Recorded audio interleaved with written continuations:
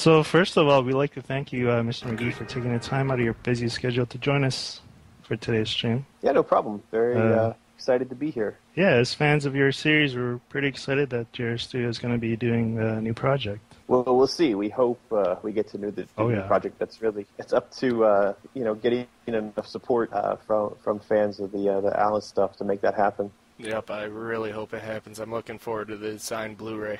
I backed it today for that. Yeah, if you ever remembers did today.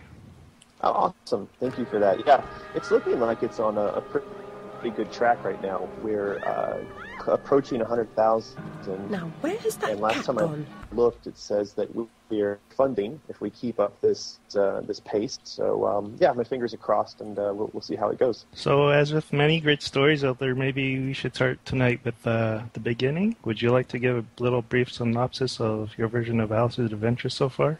Sure. So you'd like kind of the story about Alice and her journey, is that right? Yeah, so... in the first game, it opens up with us seeing Alice's family home burn down. And then we open up again inside an asylum where Alice has been institutionalized, and she's dealing with the emotional trauma of having lost her family. And so the game really revolves around the idea of Alice battling the psychological representations of the emotions that came out of that event. So we see characters in the game like the Mad Hatter, the Queen of Hearts, that are in fact embodiments of emotions like rage, guilt, sadness. And so she's working through Wonderland as a way of sort of healing herself. And the goal there being obviously that once she's healed, she then becomes able to free herself from the asylum. And so the entire first game is really a journey for Alice to free herself from potential insanity and also to free herself from the asylum. So then in the second game, obviously Alice has, if you've completed the first game, then you've helped Alice escape from the asylum. In the second game, we find that she's now out on the streets of London and has taken up residence inside of a home which is owned by a doctor, Dr. Bumby, who's trying to help the street urchins of London and help these wayward children and orphans to make their way in the world. And so she becomes, one of these kids, although she's definitely much older than them, but she's there helping Dr. Bumby and presumably on a path to recovery, still dealing with, the trauma of the loss of her family and still trying to wrestle with these memories that are haunting her. So when the first game, takes place, we actually see that Dinah, the family cat, is presumably responsible for starting the fire by knocking over a lamp and causing the fire. But as we open up the beginning of Madness Returns, we start to realize that Alice is questioning that history, that these memories of that night are starting to return to her, and she's starting to have a feeling that it wasn't the cat. In fact, you're following a cat through the intro here, and that's one of the reasons why we chose the cat, as the icon to lead her down the rabbit hole this time, because it was the cat in the opening of the first game that we saw start the fire, and so it's the cat in the opening of this game that leads her essentially into Wonderland to resolve the mystery of who really did start the fire. And that's the backstory for both the first and second game. Yeah, I didn't even catch the cat reference following it through these streets when I first played this. That's awesome. Me neither. And Muppets, if the Kickstarter is funded, they'll be sending out a thing, and you'll be able to choose the DVD or the Blu-ray. It's been changed. It just couldn't change the tiers because someone had already backed it. Yeah, we are going to offer a variety of formats. I think the main message there is that people should just not worry about this. We get questions. People want to know, will they be able to play it on their iPod? Will there be a DVD? Will there be a Blu-ray? The answer to all that is yes. Within reason, we're going to supply the animations and in as many formats and on as many types of discs as possible. Obviously, we're going to probably avoid putting it on VHS tapes and sending it to people. But when it comes to the modern formats, Blu-ray, DVD, and then a variety of digital formats that you can put onto all your devices, we will make sure that people are able to get access to those.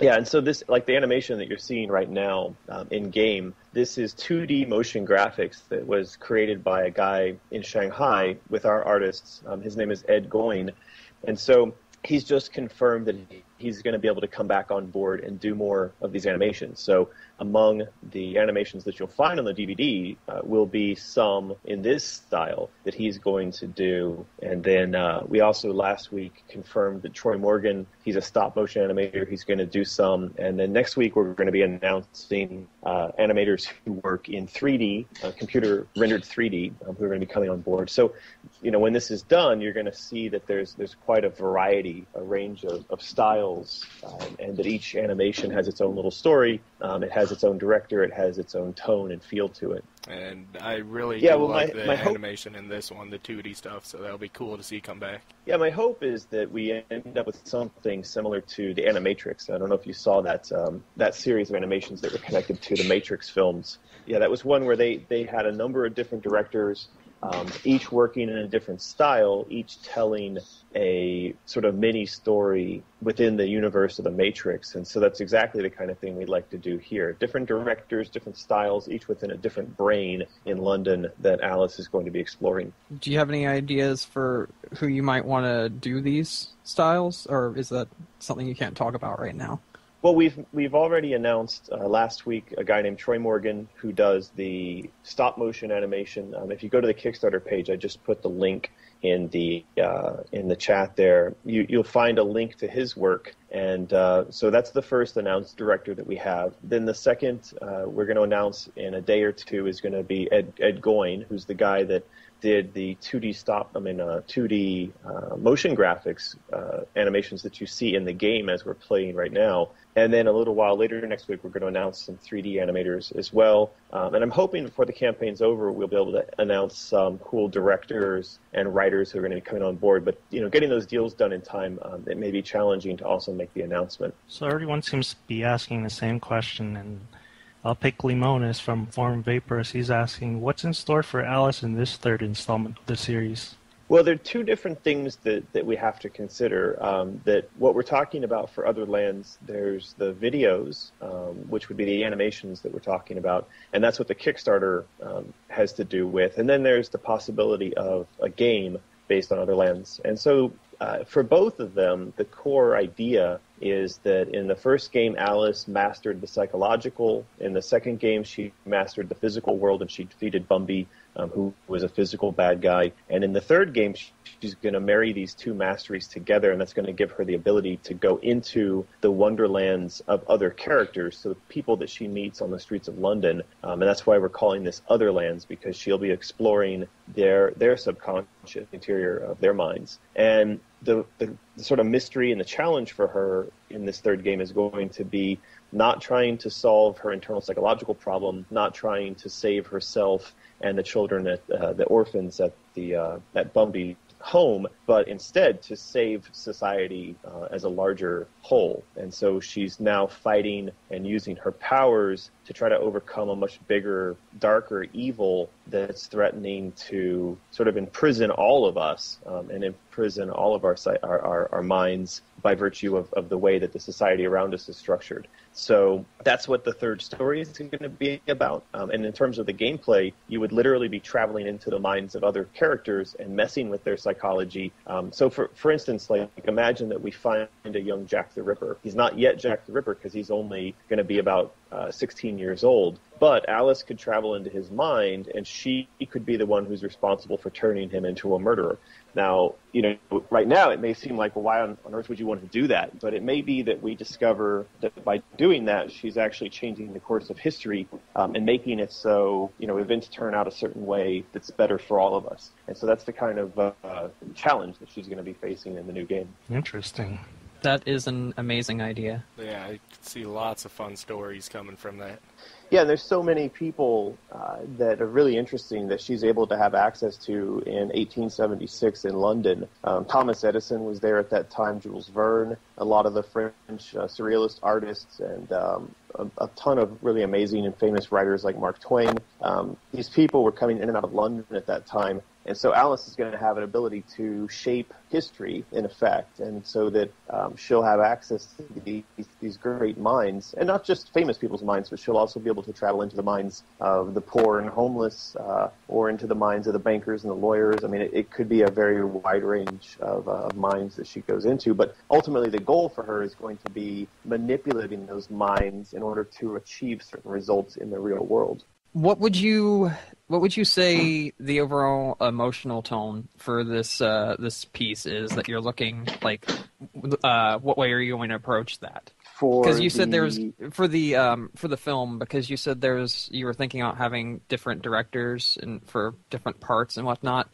Would the emotional tone be all over depending on the director, or are they all going to have a general like tone that they follow by? Well, it's really going to be a matter of whose mind is she going into, and what sort of problems do they have, right? So I imagine that going into the mind of maybe Van Gogh, for instance, you're going to find, his mind is as troubled as Van Gogh was in real life. But maybe inside the mind of Mark Twain, you're going to find a much more colorful, happy, sort of interesting mind. So it's really going to depend whose mind she's into. How long would these episodes be, each of them? Well, so for the animation, they could mean anywhere from a couple of minutes, 3 minutes, 4 minutes, upwards to 10, 15 minutes. So sort of like the same length as your standard episode of a cartoon like The Simpsons or Futurama. So it could be anywhere in that range. And we're not really putting a limit or a restriction on it. We're just asking the creators who are going to be working on these to come up with the best thing that they can imagine.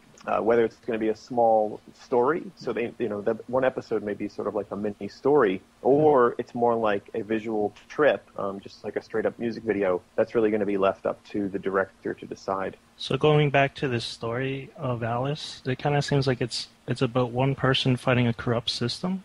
Would you say the series is a commentary on society as a whole? How corruption and mental illnesses, it's still around today. In fact, it's probably even more than how it was back in the industrial era. So there's a lot of interesting commentary on this topic, and so absolutely the game would add to that. One of the ideas that's talked about very frequently is that our concept, the modern-day concept of mental illness, did not exist some decades or hundreds of years ago. You did have people with very specific mental illness, sort of like schizophrenia, or things that were not so much induced by society or the pressures around them, but you didn't have like depression on the scale that you have it in our world today. You didn't have bipolar disorders on the scale that you have in our world today. You didn't have a lot of the things that people now take pills and medicines in order to try to combat. And so the idea is that modern society, as we become more modern, we also become more sick, psychologically and physically. And so, yeah, the commentary inside the game is taking place at a time right in the middle of the Industrial Revolution. Alice is in London, and so she's going to have an ability to really shape history at the moment that this is taking place. And I guess, one way you could look at this is that she's trying to bring the wonder and beauty of magic and magic of Wonderland, the happy, clean Wonderland that she knows, into the world that we live in. She's trying to keep people healthy by virtue of forcing sort of the magic of her imagination into the world. So would that be related to her going into the psyche of some of the prestigious people back then at Otherlands? Exactly, yeah. I mean, if you wanted to change history and affect the world that we live in today, what better place to do that than in the midst of the revolution that has led to our modern society? So what made you specifically pick this time? Is it just because of all of the great minds that were there around this era for the animated shorts and whatnot? Or was there something bigger that you had in mind for this?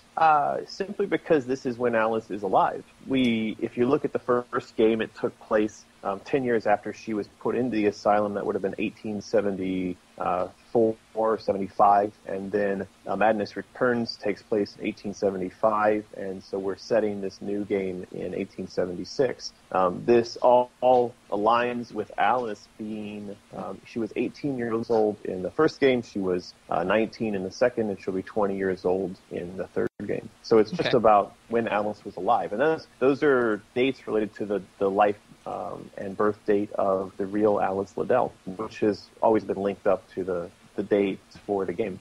Going back to the first Alice, were you ever limited on what you were allowed to do creative-wise? Like, were there some ideas you thought, but the producer or someone in the company or something thought it was too dark? Or were you mostly able to do pretty much everything you had wanted to in that type of context? I don't recall there being a lot of sort of limits put on us, but at the same time, there was a very big difference between the mood and the atmosphere when we were developing the first game and what things felt like when we were developing Madness Returns. So when we were working on the first game, we were being told not to push it, not to make it too dark, not to go crazy with the blood and the guts. And the game was actually the first ever M-rated title published by Electronic Arts. And if you look at it today, it's almost laughable how cute it is.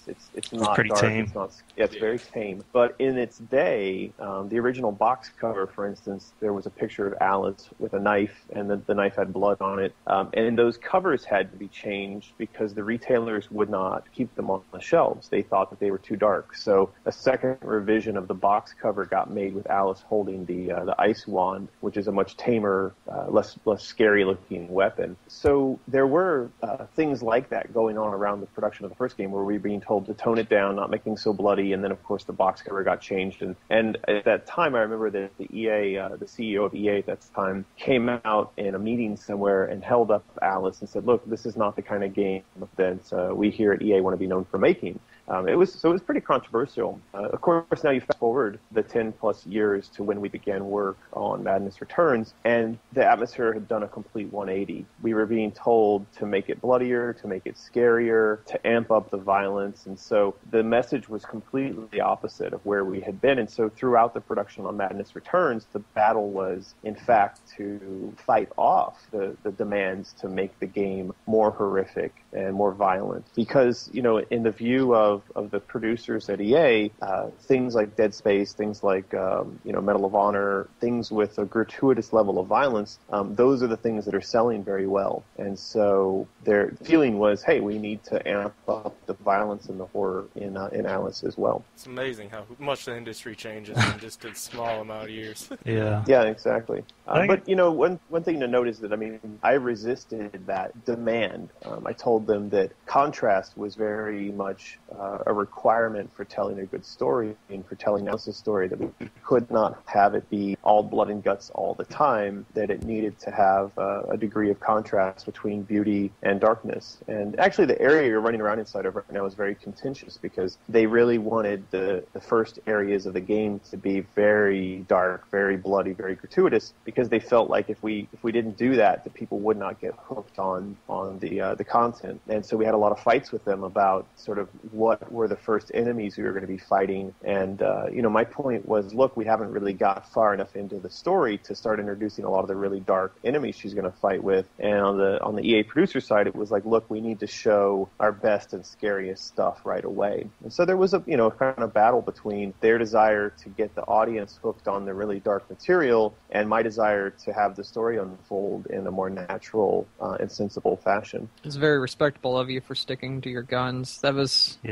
That's a fantastic thing, and we don't see that very often nowadays with games. Yeah, a lot of developers just fold on the pressure to the publishers. That's where the money's coming from. Well, that's where our money was coming from as well. And, I wouldn't want to think that we would fold under pressure, that anybody has to. Ultimately, the collaboration between the publisher and the developer should be a healthy one, in which, we have something to learn from them, and they have a respect for, what it is we're trying to accomplish. And I think that the relationship we had with EA, I wouldn't want to paint that as being an antagonistic or negative one. Actually, they were very supportive. I think you can see by the quality and the content content in the final game, that we did manage to make something that's got that kind of contrast in it. And they, but that's not to say that there weren't sort of debates about it, right? I mean, we did have conversations where they would say darker and we'd say, let's wait and have a little more contrast. But, ultimately, I think it was a very healthy and happy working relationship that we had with them. That kind of ties in with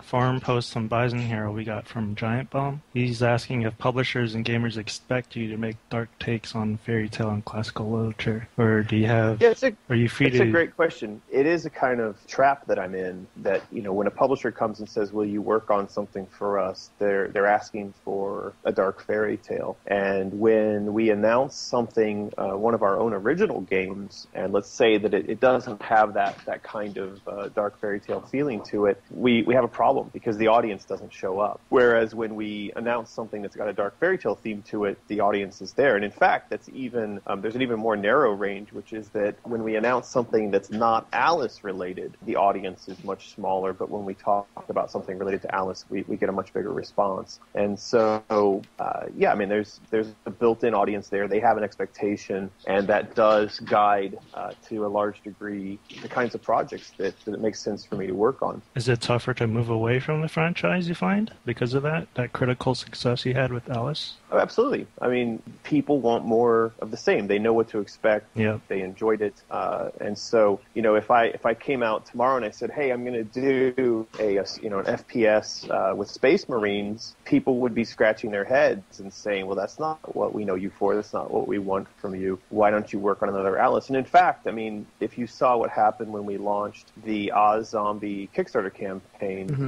some weeks ago, we had been telling people, hey, we're going to try to do Alice, we're going to try to do Oz, we don't know which way it's going to go yet. And when we finally announced that it was Oz Zombie, on the Alice page, a lot of the fans there wrote and said, fuck you, I don't want Oz. I mean, they were really angry about it. And I was getting like really angry emails and really angry messages, and the Facebook page was filling up with a lot of hate because they were super angry that it wasn't going to be Alice. And in fact, they were saying, I'm going to not support you on this because I think that's going to force you to make an Alice game sooner. And I'm sitting there thinking, that's not really cool. What that's going to do is it's going to mean that it doesn't mean that an Alice game gets made sooner, and it actually means that you're sort of damaging our ability to do any work or business today. So that's really tough. Yeah, I've got a question. Sad to see that Kickstarter not make it look like it would be a fun game. It might come back, right? It's not a done deal, is it? We'll see. Has there ever been, other than Oz Zombie, any specific genre or game that you've wanted to make that isn't this kind of grim fairy tale-ish game that haven't been able to make because of people holding you back, be it the fans or whoever? It's not fair to say that the fans are sort of holding me back. I mean, you got to remember, it's just sort of like it's market pressure in general. So one of the questions would be, where am I going to get the money to make a new game? Let's say like I'd pitch that, hey, I'm going to do a cooking simulator or something. There's not a publisher that's going to give me money for that. There's if I ran a Kickstarter for that, no one would show up and fund it. So that's the challenge, is sort of how do I pitch something that either a publisher or the crowdsource funding or an investor or somebody is going to say, yeah, we have faith that you can do that and that people are going to want to see that from you. So that's kind of what's, I guess you'd say, holding me back. But I mean, there's worse positions to be in, right? It's not terrible to be asked to make stuff like this because obviously, the Alice stuff is really fun. I think that the biggest challenge for me is that I don't own the rights to Alice. EA controls that. So that's one of the reasons we're running this Kickstarter for the film side of things, because if we can own the film side, then it gives me a better control over the franchise, at least a part of the franchise in general, and hopefully makes it easier to get stuff related to Alice made in the future. Are you free to say who owns the rights to the Alice film right now? Yeah, it's some producers, film producers in Hollywood. They came to EA and they bought the film rights before the first Alice game was even done. And so EA sold them those rights, and I think to this day they probably aren't very happy that they did that, so that being able to purchase these before they go back on the open market is a pretty big deal for me, because it means I get to own something that's a big part of the value of this property. Going back to the story of Alice, do you think if Alice was manifested today, would you see her as someone like Malala Yousafzai or Judy Chamberlain? someone who moved from victimization to action to become an activist? Well, I think that's what's happening in the progression of the story, is that in the first one, it's an internal battle that she's trying to realize her potential as a human being, and she's trying to escape the bondage of her own emotions. In the second story, the battle moves up a level, and so now she's fighting a real-world enemy who threatens not only her physical well-being, but also the well-being of a small group of people around her, the children in that home with her. In the third game, like I said, she's going to move up one more level, so that now she's fighting for society in general. She's fighting for us. And so she's fighting for not just herself, not just for those near to her, but she's taken on a much larger role in trying to shape the world that we live in. So absolutely, I think that's a good analogy. We have a question in chat. Will any characters from the Wonderland return in Otherlands considering change of location? Yeah, I mean, this has come up a couple times, and I don't think there's any reason to suggest that you would not see the Cheshire Cat or the Mad Hatter inside, say, the mind of Thomas Edison. Remember that the characters in Wonderland are the extensions of Alice's mind, and so where she goes, they go. So that means that we could be inside the mind of Thomas Edison. In order for Alice to unlock some doors, she may need the assistance of the Hatter. But maybe in order to get the Hatter to help her out, she's going to have to go through one of his puzzles or complete something on his behalf. So, yeah, I think that having the Wonderland characters enter into these other spaces, there's ways we can make that make sense and make that really fun. And on top of that, I think that if you were looking at an Otherlands game, it may make sense for her to return to Wonderland from time to time as a home base. And so that'll be a place where she can regroup. Maybe she goes back to Wonderland to select a range of characters to take with her into the next mind. I think there's a lot of different ways we could approach that. And I think that was discussed a little bit when we were talking about the Otherlands game concept early on, was that you would build a party and that party would be taken into combat alongside Alice. And so, yeah, we could see something where Alice is going into the mind of Jack the Ripper, and then she has characters like the Cheshire Cat or the Mad Hatter as people who are fighting in combat alongside her. So will each of the episodes be drawn and produced by separate teams in the studio? Yeah, so the way we're approaching the animations is that we, Spicy Horse, will not be animating these. You should look at us like film producers, that we're going out, we're marketing the product, we're raising money to get the animations made, but ultimately we're going to go to experienced writers, directors, animators, and animation companies and work with them to have each of the individual animations produced. Then once those are produced, we'll work to distribute them, or we'll work to put them all together on the DVD and get them out to the customer. Our involvement in the actual production of, or the animation of these things is mainly going to be limited to like my oversight in terms of making sure that these animators don't do things that sort of go too far off of where I think the property should be or the character should be. But beyond that, it's going to be up to those animation teams to come up with the interior spaces of these minds and the story that we're going to see unfolding as Alice travels through them. Gotcha. So you keep them in line with the vision of the concept for the episodes. We have a question from Steam Gifts from Jade, and he'd like to ask, if you had full creative license to go wherever you wanted with the series, where would you take the franchise?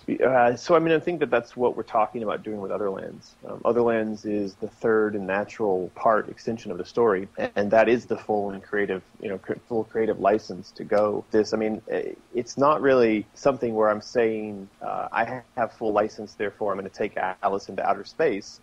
It's a question of what makes sense for Alice's story as we've seen her progress through the first two games. And the idea of Otherlands is the natural progression for Alice as a hero. And so that is the full creative license. That is exactly where I'd like to take her if we're given the opportunity. For about how long would you say you've wanted to do something like Otherlands? Well, the idea for Otherlands started to form while we were working on Madness Returns. So I guess that, it's been something that I've thought about since then, and it's really started to take full form in the last, since the beginning of this year. As a film or as a game? Both the film and game ideas sort of came together at the same time.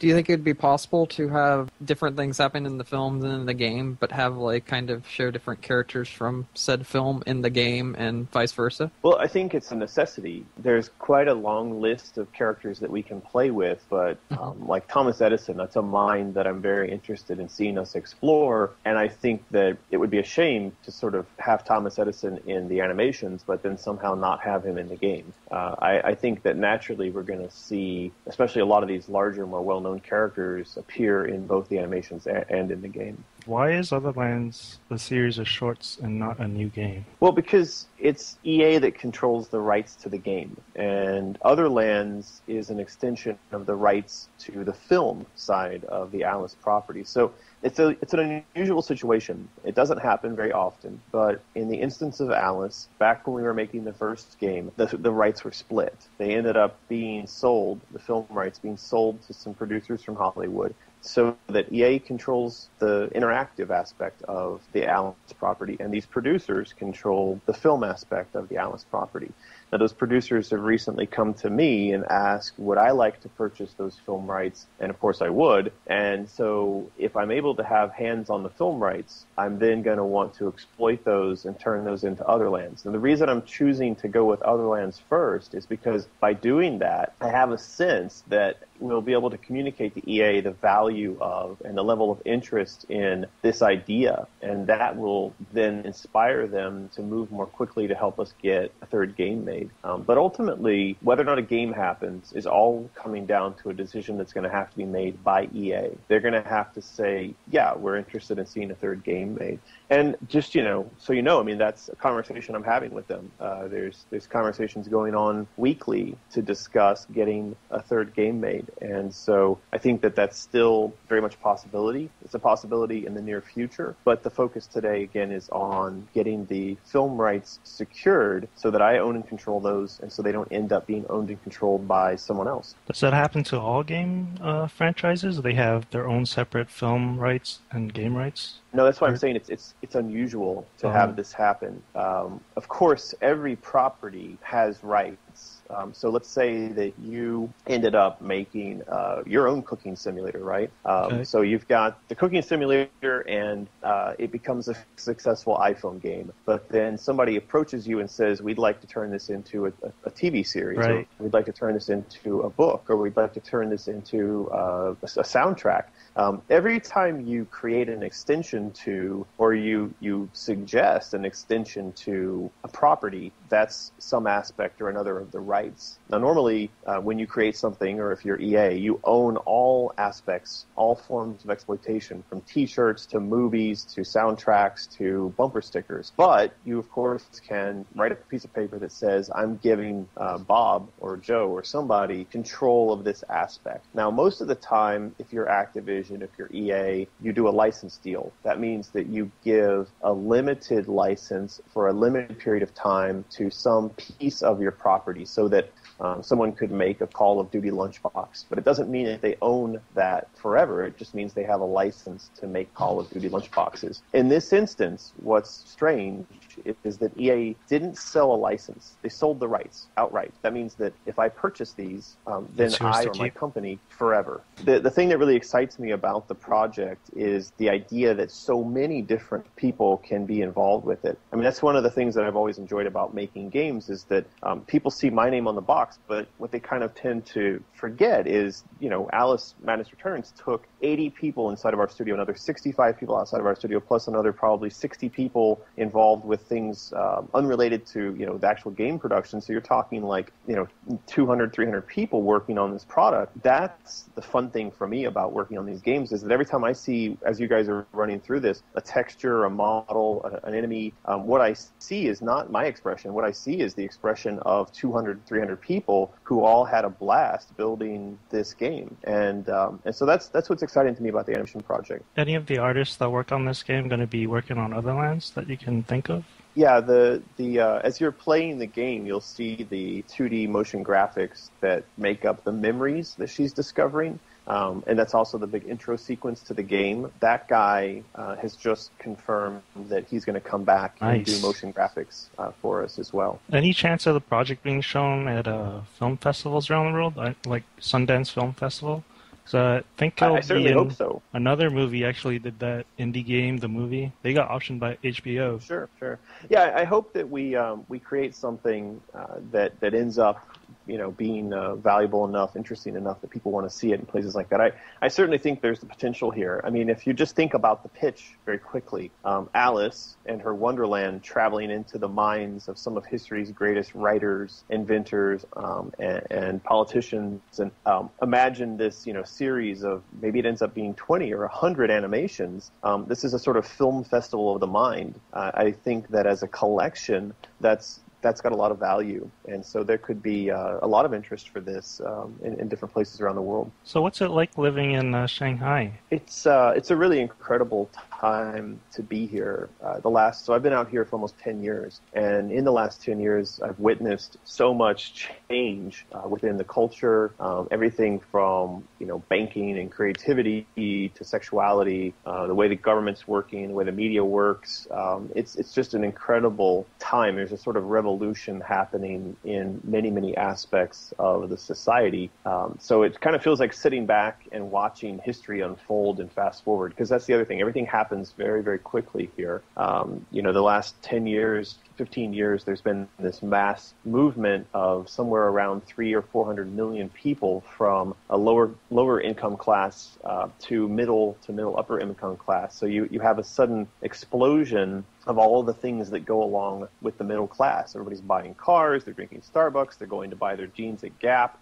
So some of this stuff is not great to witness, but at the same time, it's still incredible to watch a society become westernized so quickly. But then, of course, that mixes together with the old and the history of China. And I love to get outside and to travel and to see the remote parts that are still sort of untouched by this progress, if that's what we call it. And that's an incredible experience, and I feel very lucky for that as well, to be able to be in a place that, when I was born, so I was born in 1972, China would have been inaccessible to the outside world and to Americans specifically. And so now I'm in a place that, when I was growing up, communist China, with quote marks around it, was sort of this very scary, dark, evil place. And yet here we are, and China has become the factory to the world, and it's now becoming one of the world's great superpowers.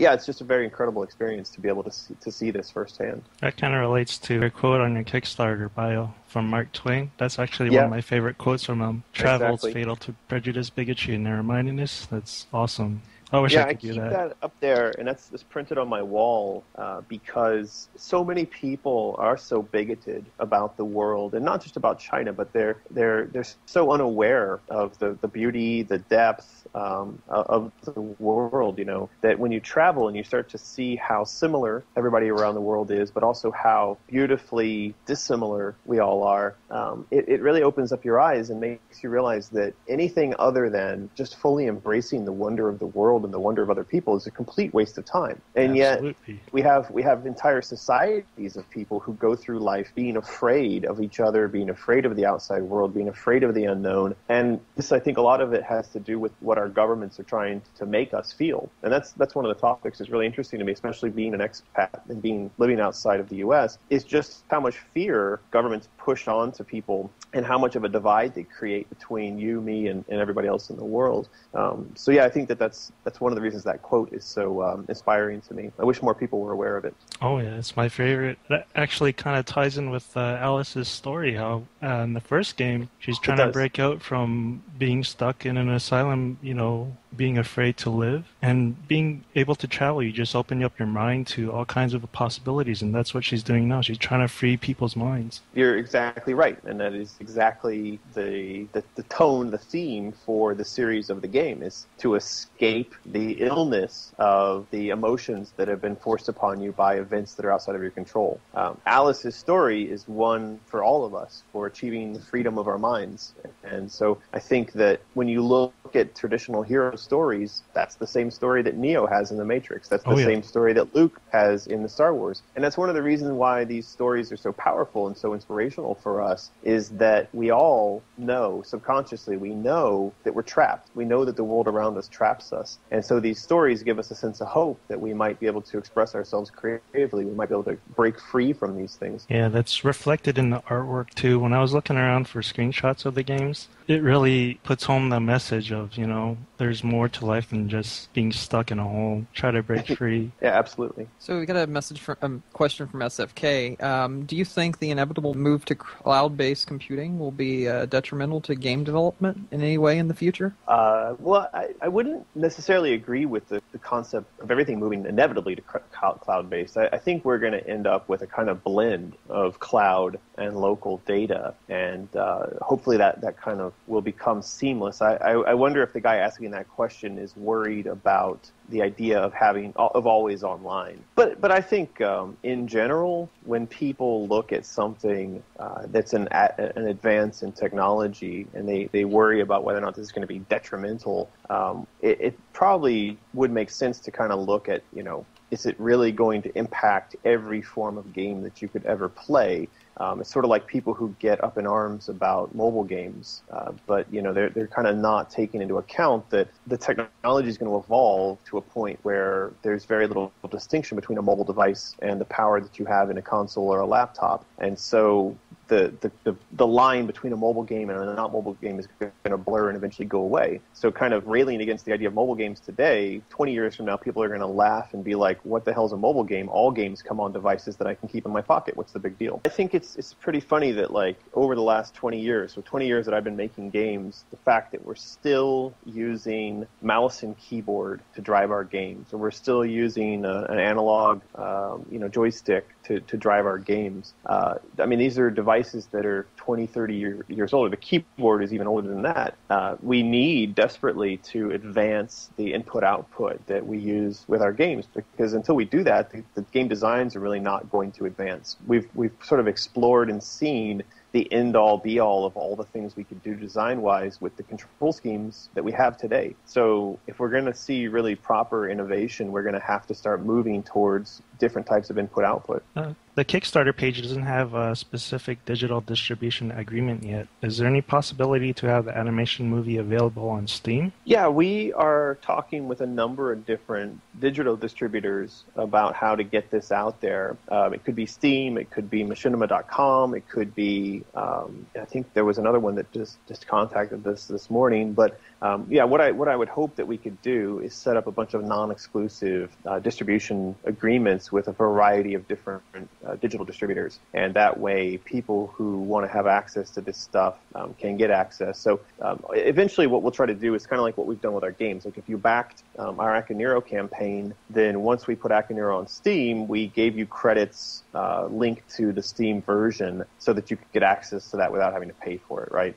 So that would be the same thing that we would do with digital distribution for the animations, is just make sure that backers on the Kickstarter, whatever distribution channels we set up in the future, that those then link into the people who backed the project, so they can get access wherever they want to get access. This is off topic Alice-wise, but how was your time at ID Software? That was like my childhood growing up. Doom shareware, I don't know how many times I played that before I could finally buy it. Yeah, it was a really incredible experience for me. It was sort of like boot camp for the games industry, because prior to that, I don't know how much of my story you know, but I was a high school dropout, and I was working as a car mechanic, and so my entry into id Software happened as a result of living next door to John Carmack, and he offered me a job. I initially started off answering the phones and doing tech support, and then I quickly moved into level design and other aspects of development there. And when I was offered that opportunity, I went in the front door, and then I literally would not leave.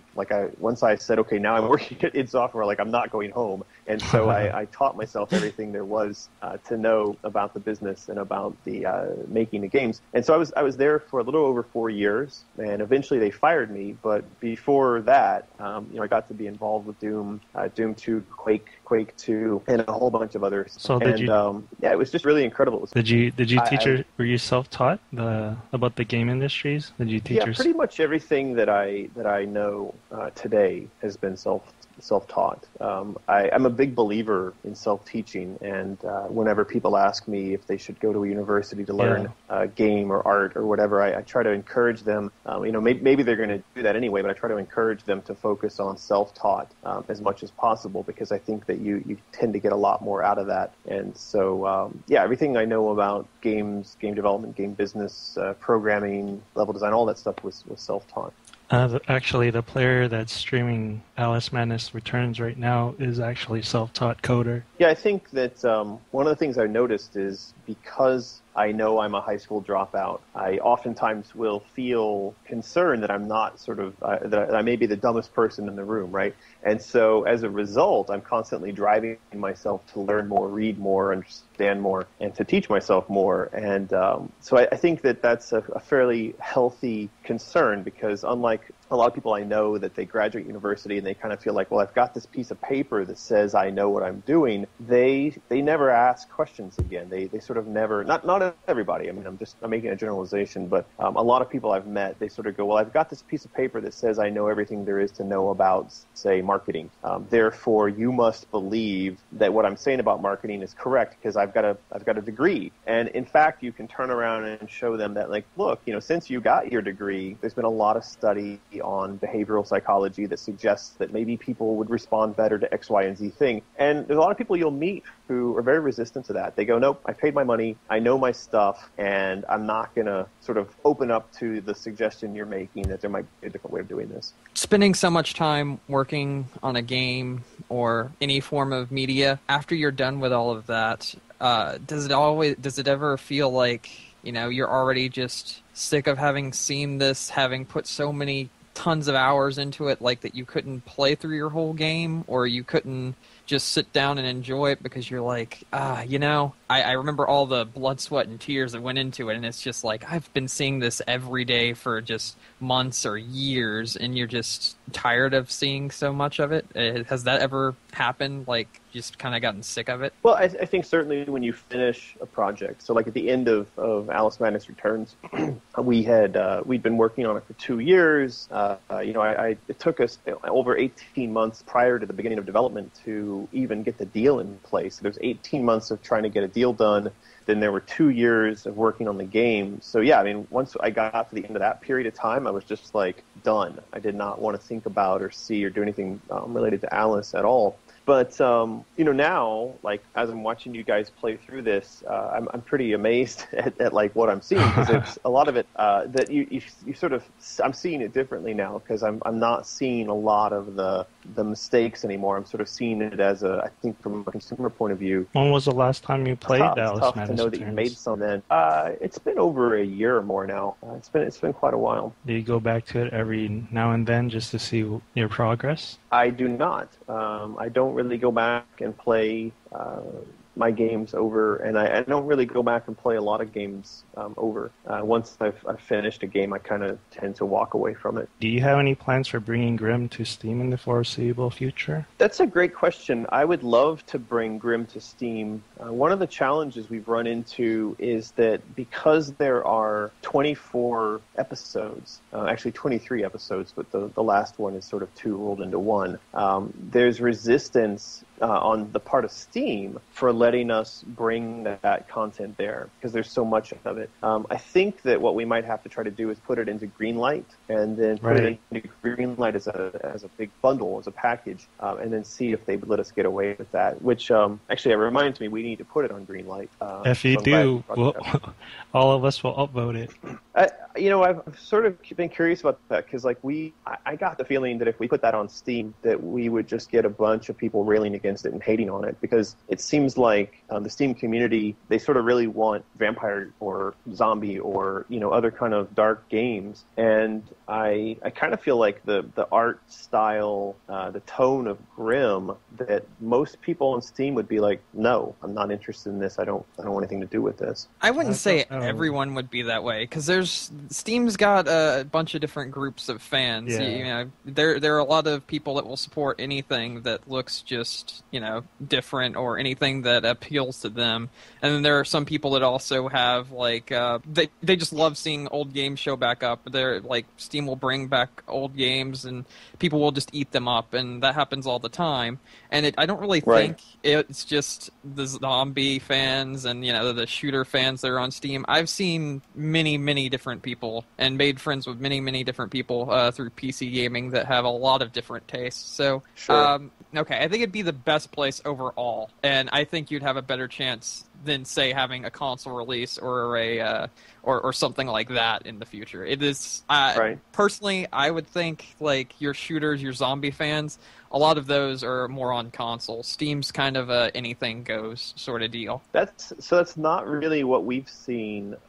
The experience that we've had. So we put 3 games up on Steam in early access. I mean, in Greenlight. Sorry. And so in Greenlight, we put Akinero, we put another game called Crazy Fairies, and we put another game called Big Head Bash. And what's interesting is that, so Akinero finally made it through Greenlight. It got accepted. But that, Akinero is like basically Diablo set in Japan of 100 years ago. So it's, an ARPG with a fairly dark art style. And I think, when you looked at the artwork and you kind of looked at the pitch, people were like, I want to see this on Steam. This looks like a Steam game. I mean, that's the commentary we would hear pretty often. Whereas the other 2 games, they have very cute, kind of colorful art style, but you'd think that people on Steam would like them. Like Crazy Fairies is a very complicated, it's an artillery shooter, multiplayer artillery shooter, but it's got really deep RPG elements to it. And Big Head Bash is a real-time multiplayer shooter inside on with like all these really cool licensed toys. It's like set inside of a toy shop. And again, you'd think like, well, why wouldn't you guys like this? And what we saw coming across in the comments was, get this garbage off of Steam constantly. Like, this is a Facebook game, or this looks like it's for kids, or this just looks awful, or whatever. And so what we saw was a sort of groupthink around the content that seemed to me to be driven almost entirely by the color palette. It was like, this is too colorful, get out of here, So I don't know. I don't know. It doesn't give me a lot of faith in that. Criticisms usually tend to stand out too much, though, as opposed to positive, constructive. It doesn't cost us anything to put it up on Greenlight, so we'll definitely give it a shot. I think we've just been so busy with everything else that it just hasn't happened yet. Speaking of Steam, Edison's wondering, what are your favorite games to play? I don't play a lot of games on Steam, but recently I was playing The Last of Us, and I was really enjoying that. And then before that was the Telltale's Walking Dead, and having a lot of fun with that. Prior to that, I really wasn't playing much of anything, but I'm almost always sort of jumping into and playing Minecraft from time to time. That's kind of like very relaxing.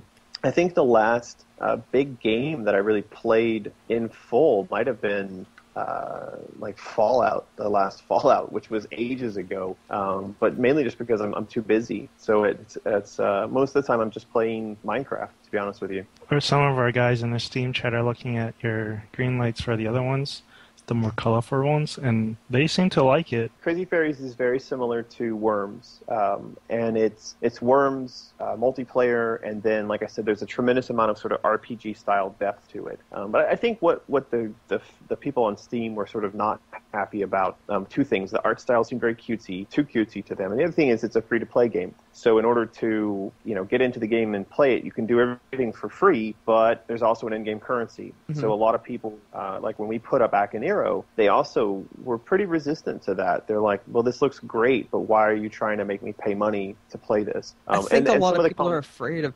pay-to-win type thing, because that happens a lot in free-to-play games. I think if you showed them how exactly the currency system would affect the game itself, I think more people would pay more attention to it, because a lot of people, when they see free-to-play games now, they just think, okay, how much money do I have to drop in this to win? That sort of deal. Because a lot of games do that. I think with both, well, all of the games, we've tried to make it clear that they all contain mechanics where you never have to pay a dime, that you can actually grind your way to all of the content in all of the games. And that's, to be honest with you, that's a little bit detrimental to us as a developer, because we don't, like most developers of free-to-play games, we don't employ pay-to-win mechanics. We don't employ some of the more evil psychological tricks that they use in order to kind of get you addicted and then put a paywall in front of you. We don't do anything like that at all. And what that means is that compared to some of the pay-to-win games, our games perform much more poorly financially than those games do,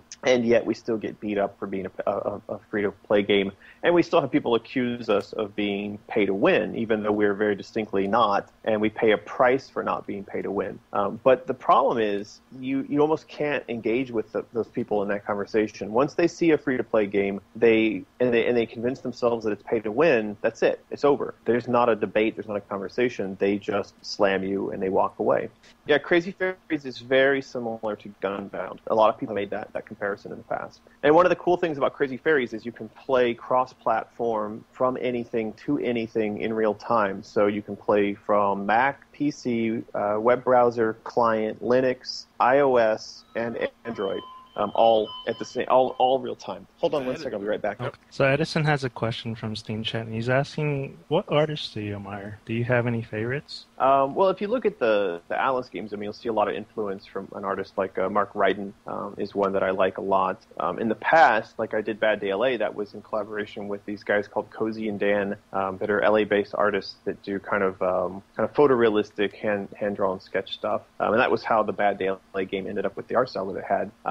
But I mean, for me personally, actually these days, like in my house, I have a lot of art from modern day Chinese artists. And so if you go around Shanghai, you'll find a lot of galleries here featuring the art from guys here in Shanghai or Beijing. And they're doing a lot of really cool, really interesting stuff. Unfortunately, I don't think anybody listening to this would necessarily know their names. But that's a lot of art that I'm interested in for my home these days. It's actually pretty modern stuff, but it's interesting how dark a lot of it is. Like I'm always impressed with just how kind of, I don't know if gothic is the right word, though some of it is, but there's a sort of dark theme. Well, you know, a lot of it contains political commentary, right? So, I mean, one of the ways that people express their discontent with issues in China, of course, is going to be through their music and their art. And so what you end up with here is, painting or illustration that sort of communicates that dissatisfaction, that sense of the massive change that's taking place within the culture right now. So a lot of the commentary happens to be on the rapid commercialization of China, and so you'll see a lot of commentary on capitalism merged together with commentary on communism. So that results in artwork that's got a very interesting social and political feeling to it. So would one of those artists be Weiwei? Weiwei, yeah, I like his stuff a lot. I've seen his stuff in person at the Tate in London and also here in China. So yeah, I'm a fan of his stuff. But I mean, he's not really like at the top of the list. I'll see if I can find a link to send you for some of the guys that I like. I do need to run pretty soon here because we are going to have barbecue. The weather's really nice, and we're going to do a barbecue today. And I need to run to the store and buy stuff and make potato salad and like get ready for people to come over. So, how do you feel about the lower cost of entry to make video games today and the rise of indie game market versus projects you've worked in the past? Well, I think it's fantastic. I mean, I think that there's a number of things that we see happening today that are really sort of democratizing the industry as a whole. And I think that if we look back at sort of the last 15 years, in fact, gamers and developers really ought to be revolting against what we saw, which was a monopoly driven by the publishers and the retailers to make it so only a select few people could develop and publish games to consoles. And so what we're seeing these days is that access to the technology has become more widespread with things like Unity Engine. Access to distribution platforms has become, like virtually a snap of the fingers with mobile and web. And access to funding now is even becoming something that's much more democratic in the sense that you could go to Indiegogo or Kickstarter and pitch and get funding to develop something something. So it's absolutely fantastic. I mean, we ought to expect that if we combine the things I just mentioned with the coming revolution in input and output, like Oculus Rift, or devices that are reading our brain waves in order to drive the games that we're playing, if we combine all those things together, my prediction is that we're going to see in the next 3 to 4 years some of the most significant advances in game design and presentation that we've seen ever. So I think that the next sort of 5 years are going to be more interesting, more innovative than the last 20 years altogether. Have you thought about approaching those bundle sites for the projects that you're doing? We did, I think it was Groupies, when Actinero was still in, I think, open beta. And that, I think, attracted a fair amount of attention. I remember there being some kind of, like, people some of the Groupies people being upset because they thought that, like, we had done something bad when we went to Steam, and I think they were confused. I think they assumed that we made money off of being in that bundle, and we didn't, because it was just access to a free game that was in an open beta. But besides that one kind of hiccup, it was actually a good experience for us, and we're definitely looking to do that again with a couple of those different platforms. If you have any advice for people today about trying to break into the game industry? Yeah, I think that the biggest thing... Can you hold on just 1 second? So the question is advice for getting into the industry today. Absolutely. So the biggest thing is just go and do it. This is one of the few times I've ever seen in the industry history that you could go and grab an engine and grab access to a distribution platform and just build something. And you really don't need a distributor. You don't need a big budget. You don't need somebody telling you that you've got the right piece of paper or experience. The reality is that you could go off and become insanely successful inside of 6 months on the right simple idea. And so, really the truth is the only thing holding people back from that at this point is just that they're not doing it. I mean, it's that they've somehow convinced themselves that they need to wait until the right time, until they've got access to the right tools. And I think that's just it's not the case. I mean, there's just so much opportunity today that people should just go out and start building. I think that's a perfect way to end our interview. What do you think? We want to thank you again, Mr. McGee, for joining us on your chat. Sure, thank you so much for giving me some time to talk about this. Definitely, we urge everyone to check out your Kickstarter, make a pledge, and if you can't do that, spread the word about it, because we don't want this series to end with just 2. Yeah, thank you so much. All right, I'm going to run off and make potato salad now, so you guys have fun with Enjoy the rest of the game. Let's go ahead and give a special thank you to JC for making all of this possible.